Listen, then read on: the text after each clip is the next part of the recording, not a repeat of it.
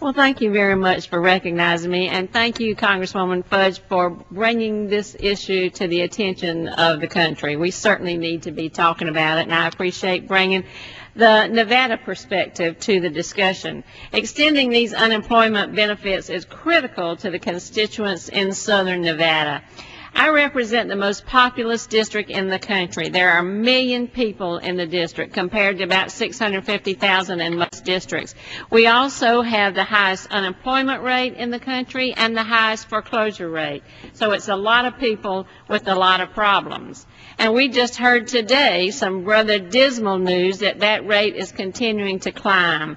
Now the unemployment rate in southern Nevada is over 14%, and it's probably higher than that. That's the official figure. And if you look at construction unemployment, I'm sure it's at least double that. Our recovery lags behind the rest of the country because you have to have a job with money in your pocket in Iowa, in Georgia, in Vermont in order to be able to come to Las Vegas for a holiday.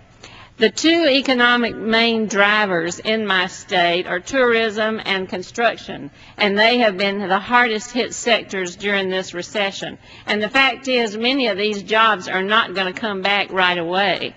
We know that already 38,000 people in Nevada have lost their benefits because of this Republican obstructionism that we've been talking about.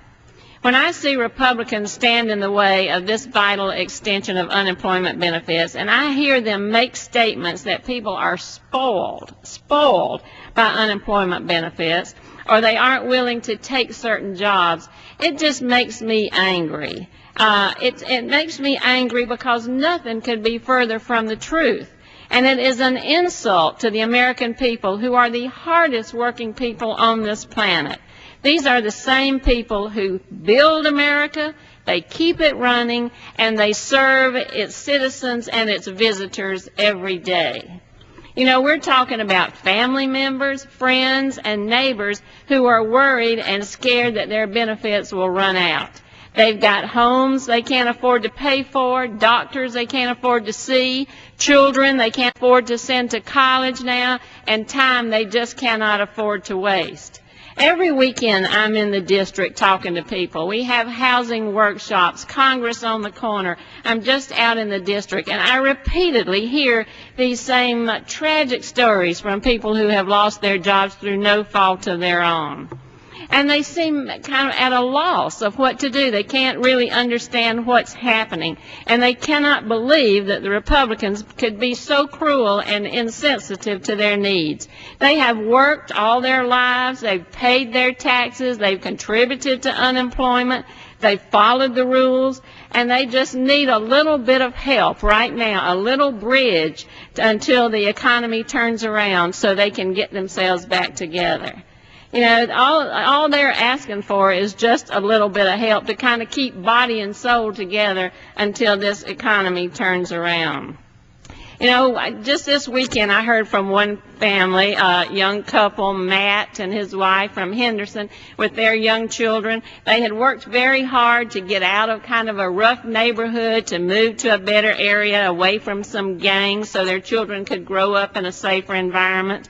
Lost his job, and we're trying to help him with a loan modification. If he can't get these unemployment benefits, he's not going to qualify for that loan modification. He's going to lose his house, and he is worried to death that he may have to move into his car with his 2 small children.